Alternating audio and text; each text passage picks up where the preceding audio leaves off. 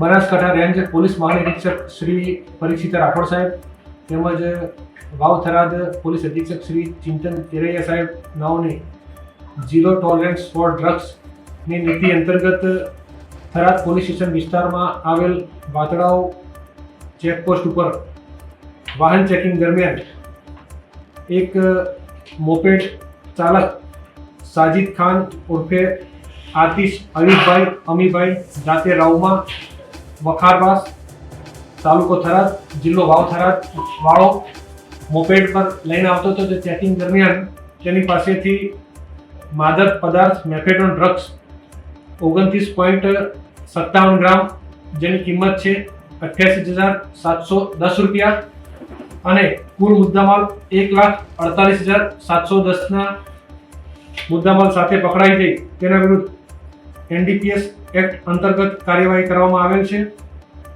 અને પકડવાનો બાકી આરોપી અરમાન ચૌહાણ સાચોર જિલ્લો જાલોર રાજસ્થાન વાળા વિરુદ્ધ કાર્યવાહી કરી અને વાવ થરાદ જિલ્લામાં ઝીરો ટોલરન્સ ફોર ડ્રગ્સની નીતિ અંતર્ગત કાર્યવાહી કરવામાં આવેલ છે. પહેલી વખત માલ આવે છે કારણ કે પહેલો માલ આવે હાલની તપાસ દરમિયાન પ્રથમ વખત લાવેલાનું જણાવેલ છે, પરંતુ હજુ તપાસ ચાલુ છે. તપાસ દરમિયાન જે વધુ વિગતો જાણવા મળશે તે જણાવીશું.